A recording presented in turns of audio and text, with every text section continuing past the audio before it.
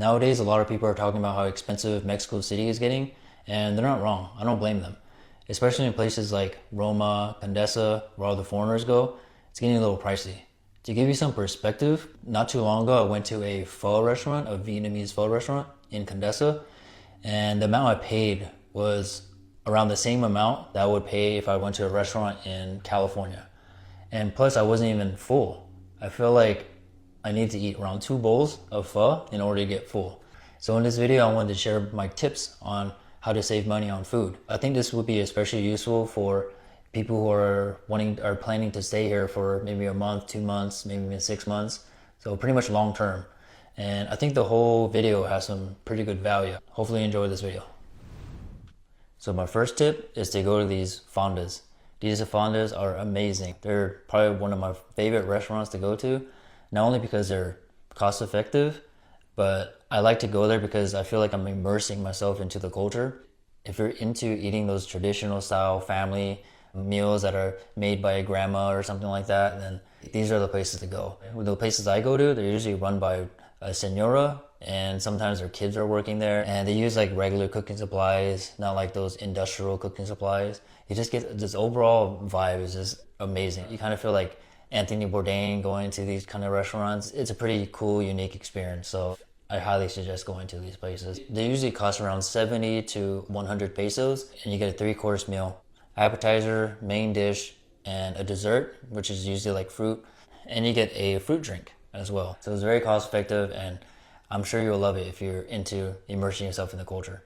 Many times you can't really find these fondas on the Google Maps, so you have to ask around or just ask your Airbnb host or just simply walk through the neighborhood and you'll likely find them.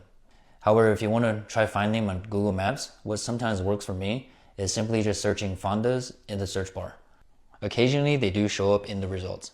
I really can't say enough about fondas. Fondas are just a great experience and I definitely highly recommend them.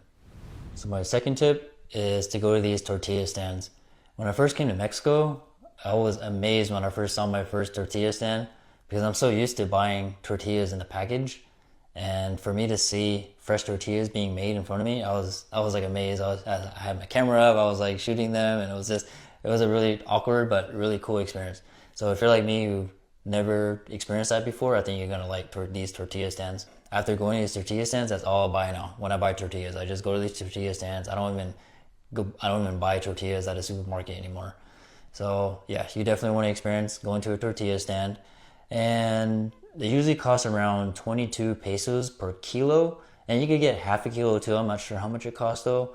And you could get more. But usually for me, I usually go for the 1 kilo for around 22 pesos.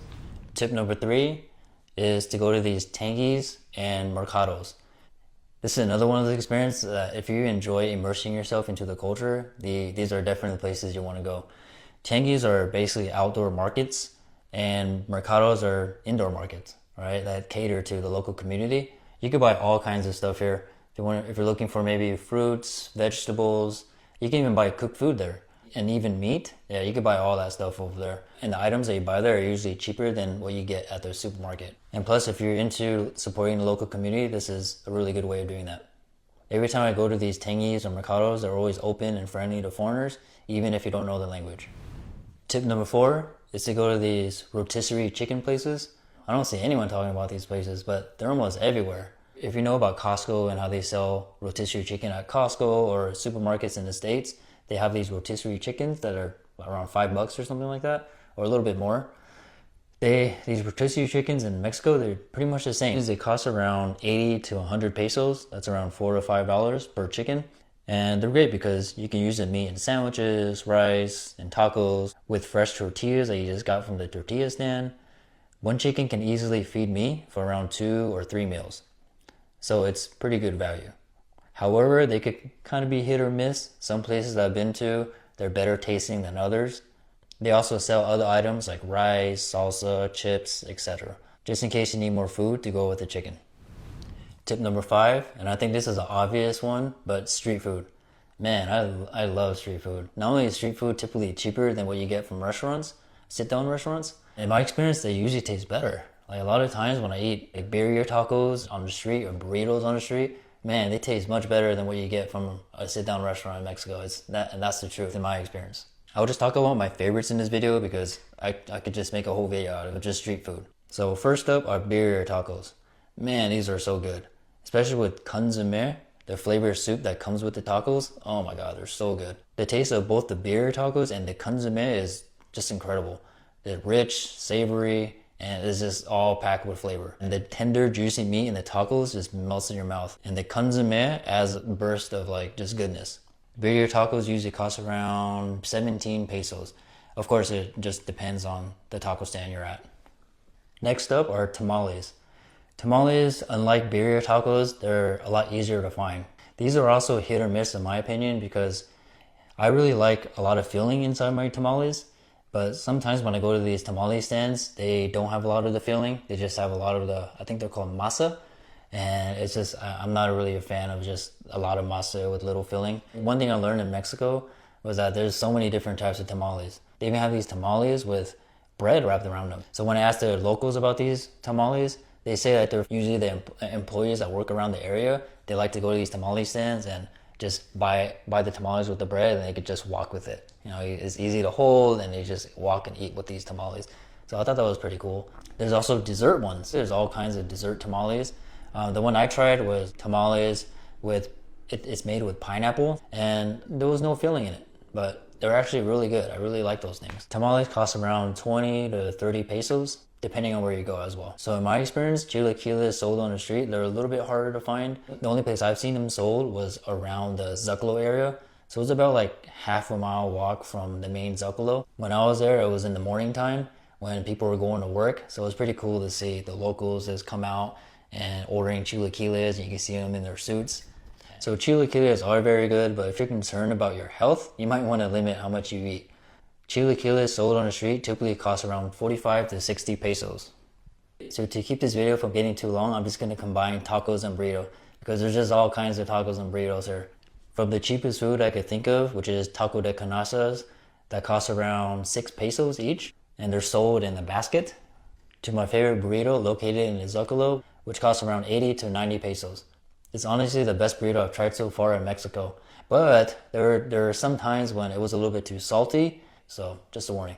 Lastly, if you love street food and you love dessert, you're not going to want to miss this one because when I first heard about this, I was not interested at all. I'm not really familiar with ice creams and desserts, so I'm not too familiar with what's out there. But when I first heard about cheese flavored ice cream, I was not interested at all in eating that. I was thinking, who the heck eats cheese and ice cream? But I was totally wrong. When I first tried it, I was hooked. It was just so good. You can even taste the cheese chunks in the ice cream, which is amazing.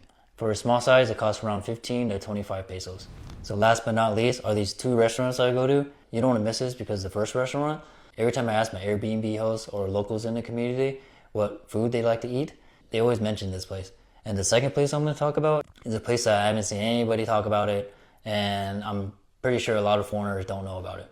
So the first place is a place called La Casa de Toño. So this place is like everywhere in Mexico City. To me, in my mind, it's equivalent to like a Denny's or a Chili's. And I think you just can't go wrong with this place. I'm a creature of habit, so even though I've been there a good amount of times, I've only tried the enchiladas with chicken, with red and green sauce, and the chicken quesadillas, which both were pretty good. The enchiladas cost around 100 to 120 pesos, and the chicken quesadillas are about 50 to 60 pesos. Both are really, really good, and I highly recommend it. The second place I recommend, especially to those who really like to eat a lot, is called Centro de Antojos. So as mentioned before, if you have a large appetite, this space is definitely good for you because this is all you can eat. And in my experience, I think all you can eat places are pretty rare in Mexico. I could be wrong about that. The last time I was there, it cost 129 pesos from Monday through Friday, and 159 pesos on weekends and holidays. If you found this video helpful, if you liked the video, I would appreciate a like, share, comment, or follow. If you're interested in the cost of living, I'm going to put that up here. If you're interested in learning about the hidden Chinatown, I'm not talking about Barrio Chino, I'm not talking about Zona Rosa. It's a hidden Chinatown. I'm going to put that video right over here.